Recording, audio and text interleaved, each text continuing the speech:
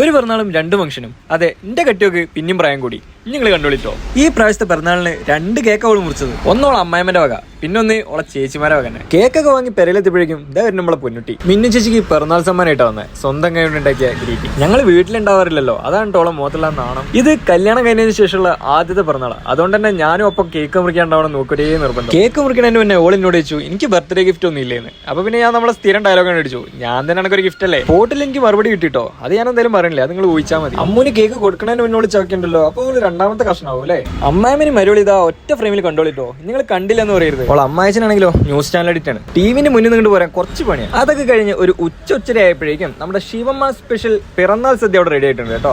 സദ്യയുടെ ചരിത്രത്തിൽ നിങ്ങൾ ഓംലേറ്റ് എവിടെയും കണ്ടിട്ടുണ്ടാവില്ല. അതെ, അത് ഞങ്ങൾക്കും ആദ്യമായിട്ടാണ്. പക്ഷെ അത് എന്റെ നിർബന്ധപ്രകാരം നമ്മുടെ ശിവമ്മ വെച്ച് തന്നാ കേട്ടോ. വീടൊക്കെ വിട്ട് നിന്ന് ജോലി ചെയ്യാൻ പോകുന്ന മക്കളൊക്കെ ഇതുപോലത്തെ ചെറിയ ആഗ്രഹങ്ങളൊക്കെ പറയുമ്പോൾ ഏതൊരു മാതാപിതാക്കളും അതൊക്കെ സാധിച്ചു തരുമെന്നാണ് എന്റെ ഒരു കാഴ്ചപ്പാട്. സദ്യ കഴിഞ്ഞ് ഓരോ പായസവും വത്തക്കും ഓറഞ്ചും, ആഹാ അന്തസ്, എല്ലാം കൂടെ കഴിച്ച് പള്ളതാ പൊട്ടാനായി. അങ്ങനെ ഇരുടാവണതിന് മുന്നേ നമ്മൾ മിന്നൂസിന്റെ വീട്ടിലേക്ക് പോകണമെന്ന് വിചാരിച്ചായിരുന്നു. പക്ഷെ അവിടെ എത്തിയപ്പോഴേക്കും ഇരുടായി പോയി. ആരൊക്കെ ഓൺലൈനായി വിഷ് ചെയ്തിട്ടുണ്ടെന്ന് പരതിക്കൊണ്ടിരിക്കുകയാണ് നമ്മൾ മിന്നൂസ്. അവിടെയാണ് ചെന്ന് കയറിയപ്പോൾ കണ്ട കാഴ്ചയാണത്. ഫുള്ള് ഡെക്കറേറ്റഡ് ആട്ടോ. എല്ലാം നമ്മുടെ പൊന്നേച്ചിന്റെ ഐഡിയ എന്നാ മിന്നൂസ് പറഞ്ഞു. മൂത്തച്ഛനും അമ്മയൊക്കെ ഞങ്ങളുടെ കല്യാണാൽബം കാണുന്ന തിരക്കിലാട്ടോ. അങ്ങനെ അപ്പോഴേക്കും നമ്മുടെ ചേച്ചിമാരെ കുട്ടികൾ മിന്നൂസിന് ഓരോ ഗിഫ്റ്റ് ഒക്കെ ആയിട്ട് വന്നിട്ടോ. ഈ അപ്പൂസിന് എന്തോ പറയണ്ട് കേട്ടോ.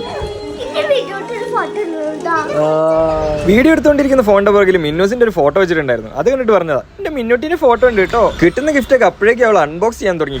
അങ്ങനെ ആദ്യത്തെ ബർത്ത്ഡേ ഗിഫ്റ്റ് ഫ്രം അമ്മു ചേച്ചി ആൻഡ് ഫാമിലി. തീർന്നിട്ടില്ല, അടുത്തുണ്ട് പൊന്നു ചേച്ചിയുടെ വകത അടുത്തത്. മിന്നൂസിന് എല്ലാവരും ഗിഫ്റ്റ് കൊടുക്കുന്നുണ്ട്. എന്താ എനിക്കാരും ഒന്നും തരാത്ത? ഇത് ഞാൻ ചോദിച്ചതല്ല കേട്ടോ, നമ്മുടെ അമ്മു ചേച്ചിന്റെ മോള് ആദ്യമോളി. പാപ്പനും മേമയും, അതായത് ഞാനും മിന്നൂസും ഒന്നിച്ചു വന്നതല്ലേ, എന്നിട്ട് പാപ്പനൊന്നും വാങ്ങി കൊടുത്തില്ലല്ലോ എന്ന വിഷമത്തിലായിരുന്നു ഇത്രയും നമ്മുടെ ആദ്യമോള്. ഈ കാണുന്നതാണ് സുഹൃത്തുക്കളെ ഈ വീട്ടിലെ ത്രിമൂർത്തികൾ. എല്ലാവരും കല്യാണം കഴിഞ്ഞു. അതിൽ അവസാനത്തെ കുട്ടിയായിരുന്നു നമ്മുടെ മിന്നു. അടുത്തതായി കേക്ക് കട്ടിംഗ് ആണ്, അതായത് രണ്ടാമത്തെ കേക്ക് കട്ടിംഗ്. ഞാൻ ആ പോപ്പർ ഒട്ടിക്കാൻ വേണ്ടിയിട്ട് കുറെ നേരെ കിടന്ന് മുക്കും. അവസാനമാണ് മനസ്സിലായത് അതിന്റെ അടിയത്തെ സ്റ്റിക്കർ മുറിച്ച് മാറ്റണം. വെളിപാട് വന്ന് അതങ്ങോട്ട് മുറിച്ച് മാറ്റിയപ്പോഴേക്കും സംഗതി ഉസാർ. ഹാവു, അതങ്ങോട്ട് പൊട്ടിയപ്പന്റെ മുഖത്തുള്ള ചിരി ഉണ്ടെങ്കിൽ അതിലുണ്ടൊക്കെ. 2 കേക്കിന്റെ ആദ്യത്തെ കഷ്ണം എനിക്കാ കിട്ടിയത്. ആ ഭാഗം എന്തായാലും എനിക്ക് തന്നെ കിട്ടി. അമ്മ കൊടുത്ത ചെരുപ്പും അമ്മേച്ചി കൊടുത്ത ഫ്രോക്കും പൊന്നേച്ചി കൊടുത്ത ടോപ്പും അത് തന്നെയായിരുന്നു പിറന്നാളേരിയുടെ വേഷം. സന്തോഷേട്ടനെ, അതായത് നമ്മുടെ പൊന്നേച്ചിന്റെ ഭർത്താവ്, പുള്ളിക്കാരൻ വർക്ക് കഴിഞ്ഞ് വരാൻ കുറച്ച് ലേറ്റ് ആയിട്ടോ. അതാണ് ഈ കേക്ക് കട്ടിങ്ങിന്റെ സമയത്ത് മൂപ്പരെ കാണാത്തത്. കുട്ടികൾ ഓരോരുത്തർ കേക്ക് കഴിക്കാൻ വേണ്ടിയിട്ട് മേശന്റെ അടിയിൽ കൂടെ ഒക്കെ പൊന്തി വരുന്നത്. എങ്ങനെയാ നേരെ വരിക? സൈഡിൽ പാപ്പം കയറി വഴി ബ്ലോക്ക് ആക്കിയില്ലേ. ആ പുറകിൽ ചുമരുമ കാണാൻ നെറ്റിപ്പട്ടയില്ലേ, അത് നമ്മുടെ പൊന്നു ചേച്ചിന്റെ ഹാൻഡ് ക്രാഫ്റ്റ് ആട്ടോ. അങ്ങനെ വിവാഹം കഴിഞ്ഞ് മിന്നൂസിന്റെ ആദ്യത്തെ പിറന്നാൾ എല്ലാരും കൂടെ ഗ്രാൻഡ് ആക്കി തന്നു കേട്ടോ. അങ്ങനെ കേക്ക് കട്ടിങ്ങും കാര്യങ്ങളൊക്കെ കഴിഞ്ഞു. കുട്ടികൾ അപ്പോഴേക്കും മറ്റേ പോപ്പർ ഒട്ടിച്ചെടുത്ത് കളിച്ചോണ്ടിരിക്കുക കേട്ടോ. ഇവരെങ്ങനെ കണ്ടപ്പോ പണ്ടത്തെ കുട്ടിക്കാലത്തെ എന്നിയും മുത്തൂനും ചിത്തൂനും കേട്ടോ എനിക്ക് ഓർമ്മ വന്നത്.